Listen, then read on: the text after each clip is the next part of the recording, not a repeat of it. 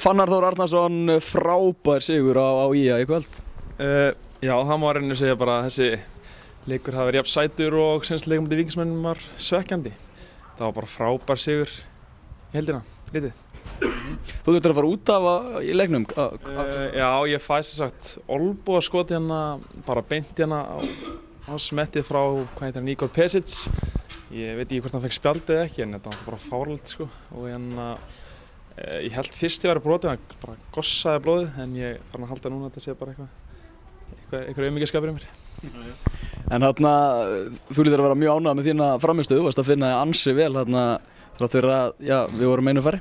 Já, ég er mjög ánægð með mína frammistöðu alveg eins og bara, ég er mjög stoltur af öllum hverjum einasta leikmanni í liðinu núna. Þetta er bara, ef við heldum að spila með hjartan eins og þessu leik, þá bara aldrei vita hvað niðurstaðan verður í lok leiktíðar. Eins og segir, seinasti leikur virkilega svekkjandi en menn voru ekkert að leggjast inn eitt volaði og sýndu reynd ótrúlegan karakter.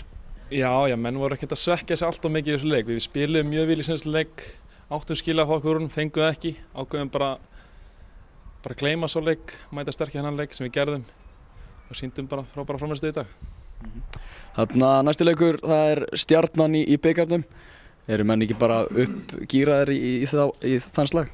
Jú, þeir eru með mjög sterkt lið, gott sóknarlið, en við sýndum í dag að við kunnum eitthvað, þannig að við allavega mætum bara og gerum okkur besta í þann leik. Takk fyrir þetta, Fannar.